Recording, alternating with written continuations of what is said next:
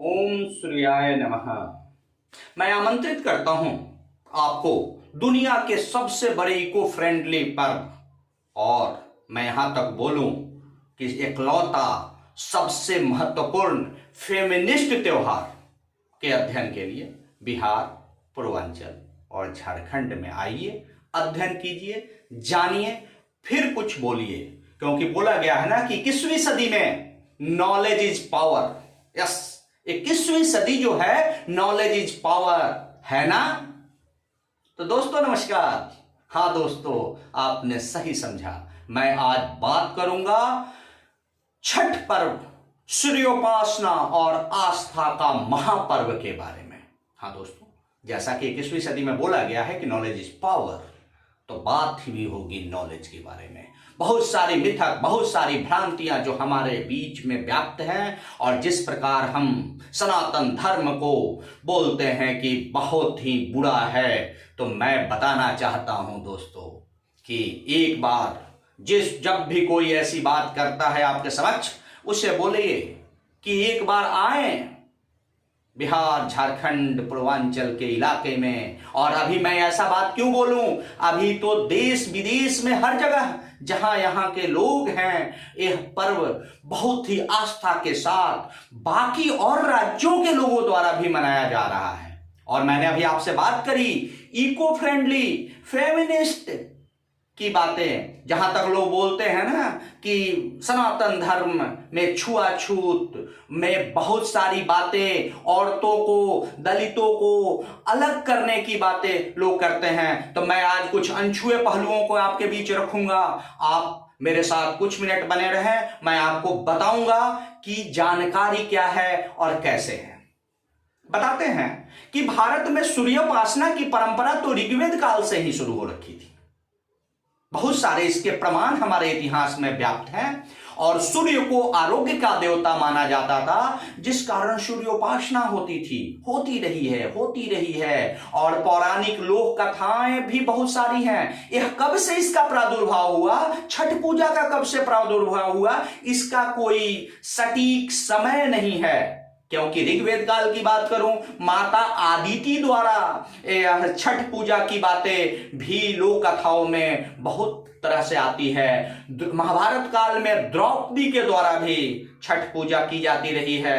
इसके साथ साथ सूर्यपुत्र कर्ण तो बराबर कमर से ज्यादा पानी में रहकर घंटों सूर्योपासना किया करते थे। एक तो उनके लिए पिता की भक्ति भी थी और दूसरा क्या था कि सूर्यपुत्र बोले ही जाते थे, तो ये भी था। और राम राज्य की स्थापना के दिन मर्यादा पुरुषोत्तम श्री रामचंद्र जी और माता सीता जी ने भी उपवास रखा था।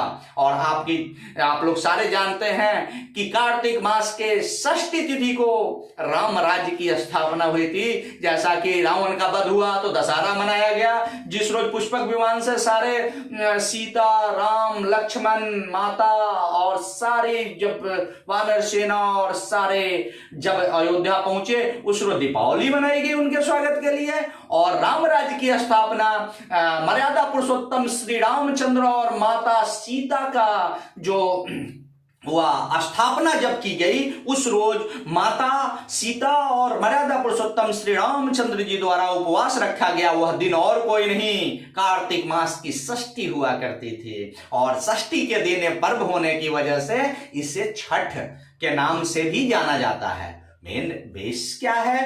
अब आप सबसे बड़ी बात करें कि हम बात करते हैं कि सनातन धर्म में नारी विरोधी लोग हैं। कैसे नारी विरोधियों की बात कर रहे हैं आप छठ व्रत में आए, गंगा के घाटों में, पोखर तालाब के पास जाके देखें, 90% हमारी माताएं और बहनें इस पर्व को करती हैं।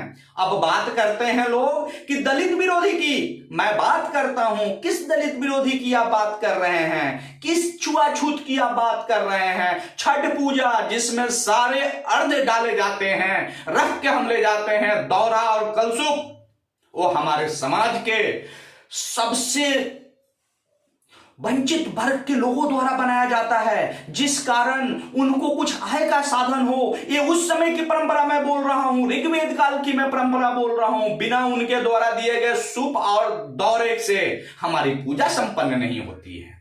हमें आप कैसे बता रहे हैं क्या बता रहे हैं कि हम दलित विरोधी हैं? नहीं, हमारे जो बाजा बजाने वाले लोग हैं वह भी पिछड़े तबके से आते थे और उनको हम सहृदय मिलाते थे, उनके बगैर हमारी पूजा संपन्न नहीं होती थी। मैंने बात करी सूप और दौरा की, मैंने बात करी बाजा की। अब इसमें सारे प्राकृतिक फल और सब्जियों का इस्तेमाल होता है, आप आके देखेंगे। अरुई, बोरो, सुथनी, मूली, कंदा, हल्दी, अदरक, ये कौन लगाते हैं? ये कौन लगाते हैं भाई? ये सारे हमारे समाज के लोग हैं, जिनके कारण सारे लोग, चाहे आज पैसे से हम खरीद रहे हैं, पहले एक सामान को लेने की जगह पे दूसरा सामान हम दे के करते रहे, इन सारे की बातें करी जाती हैं। अब हम कैसे बोलें कि यह धर्म ऐसा है?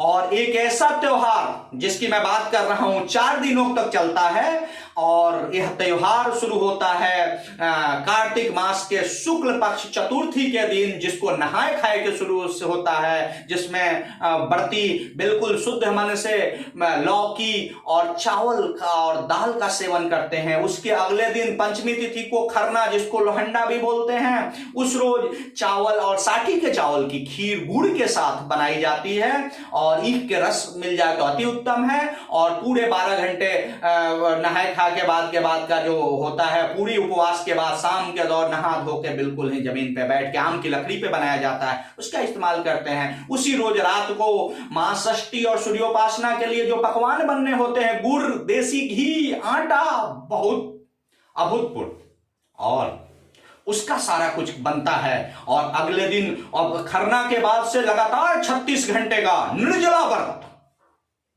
पूरे विश्व में कोई व्रत ऐसा है तो बताया जाए जिसमें पानी की एक घूंट भी गले के अंदर नहीं जाती है। 36 घंटे तक हमारी माताएं, बहनें, हमारे भाई जो इस पर्व को करते हैं वो 36 घंटे तक रहते हैं। सूर्य देव की महिमा नहीं है, माता षष्ठी की महिमा नहीं है, तो एक बंदा क्या 36 घंटे पानी की एक बूंद भी गले के अंदर उतारे रह सकता है क्या?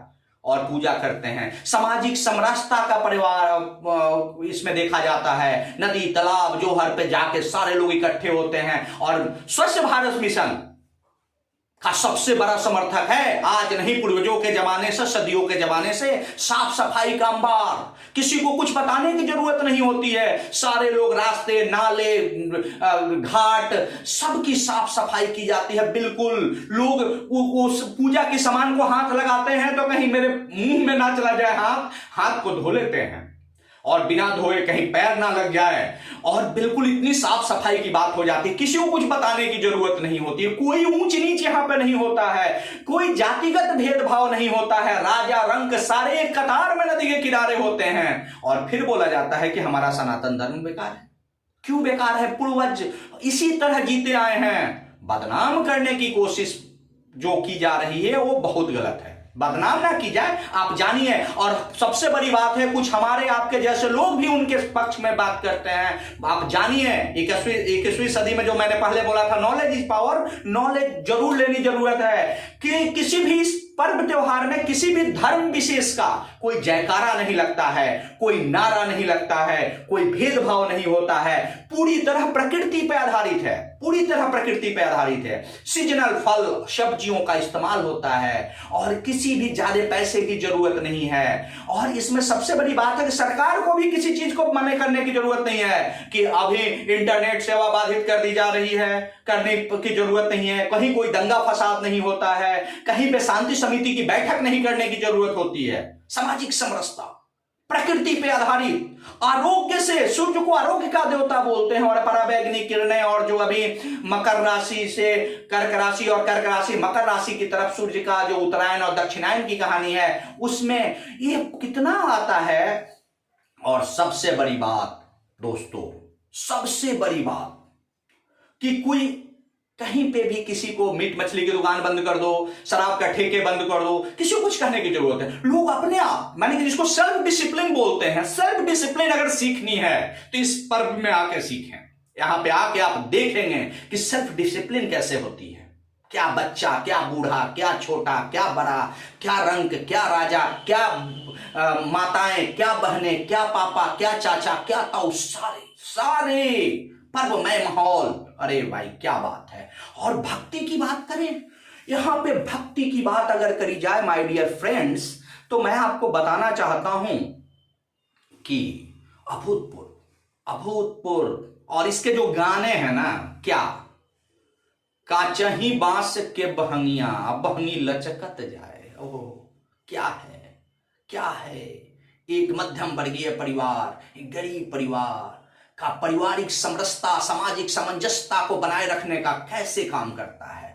और सबसे बड़ी बात, यह तो जहां मनाया जाता है वहां मनाया जाता है माय डियर फ्रेंड्स, बिहार में, झारखंड में, पूर्वी उत्तर प्रदेश में, पूर्वांचल जिसको बोलते हैं।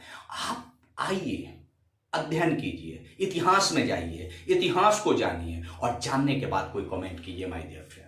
इतनी चलती, बच्चा नहीं हो रहा है, लोगों ने हाथ जोड़ा, माता पुत्र प्राप्ति, पति की तबीयत खराब, किसी की और दीर्घायु बनाने के लिए, किसी भी चीज का आप दिल से मांगिए, सब कुछ मिलेगा, यहां पे सब कुछ मिलेगा।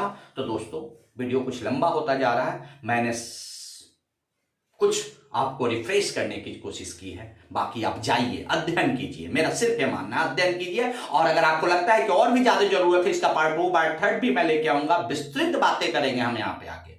लेकिन अभी मैंने आपको एक मोटी मोटी बातें दी है कि कोई अगर उंगली उठाता है तो that's not good. Eco friendly, feminist, ऊंच नीच नहीं, कोई जात पात नहीं, कुछ भी नहीं, सारे, कोई धनी गरीब नहीं, सारे एक जगह, वही मुल्ली और वही सुथनी, गागल नारियल लेके सारे हाथ जोड़ के करें। और बोला जाता है ना कि उगते हुए सूरज को सभी नमस्कार करते हैं, हमारा धर्म हमें बताता है हम डूबते हुए की भी पूजा करते हैं। और एक चीज इसके साथ, जिसका अस्त हुआ है उसका उदय निश्चित है। हम अस्ताचलगामी सूर्य की भी पूजा करते हैं इस पर्व में, और उदय होते हुए सूर्य की भी पूजा करते हैं। और मैंने आपको बताया था, चतुर्थी तिथि को नहाए खाए से शुरू होता है, और पंचमी को खरना, और षष्ठी को अस्ताचलगामी सूर्य की पूजा, षष्ठी तिथि छठ पूजा जिसको बोलते हैं, और सप्तमी को उदय होते हुए सूर्य की लालिमा को अर्घ देने के साथ साथ इस पर्व की समाप्ति होती है माय डियर फ्रेंड। जाने इसकी जानकारी ले, विश्व के लोग इस पर्व की तरफ जा रहे हैं, तो मैंने सोचा मेरा छोटा सा एक प्रयास था। आपको जैसा भी लगे, कमेंट बॉक्स आप लोगों के लिए खुला हुआ है, आप जरूर बताएं कि आपको कैसा लगा और आप इसमें क्या और जानना चाहते हैं। बाकी इसके लिए बहुत सारी जानकारियां इंटरनेट पे, हमारे धर्मशास्त्र में, हमारे इतिहास में है, आप इसकी जानकारी लें। और जो भी कोई गलत बात बोल रहा है उसका मुंह तोड़, उसको अपने मर्यादित तरीके से उसको आप बताएं कि ऐसा है। और फिर भी नहीं मानता है तो आए, एक बार उनको बुलाइए, आमंत्रित किए अपने घर पे। और जितने भी माताएं बहनें हमारी बात को सुन रहे हैं, इसे अपने छत पर ना, अपने फ्लैट के, सोसाइटी के छत पर सीमित ना करें। समस्याएं बहुत होती हैं माय डियर फ्रेंड्स, सीमित ना करें, इसे सामाजिक पर भी रहने दें। गांव आए, इसी बहाने गांव की मिट्टी की सुंदर खुशबू लें, नदी तालाब जूहर पे जाएं, अपनों के बीच में जाएं। वैसे वैसे लोग वहां मिलते हैं जिनसे पिछले 4-4 साल, 5-5 साल, 10-10 साल मुलाकात नहीं हुई होती है। आप आइए, मुलाकात कीजिए, सामाजिक समरसता को जगाइए। तो दोस्तों, आज के लिए इतना ही। और जैसा कि मैं चाहता हूं कि आप सारे शिखर पे हों, see you at the top, heads off you, thank you.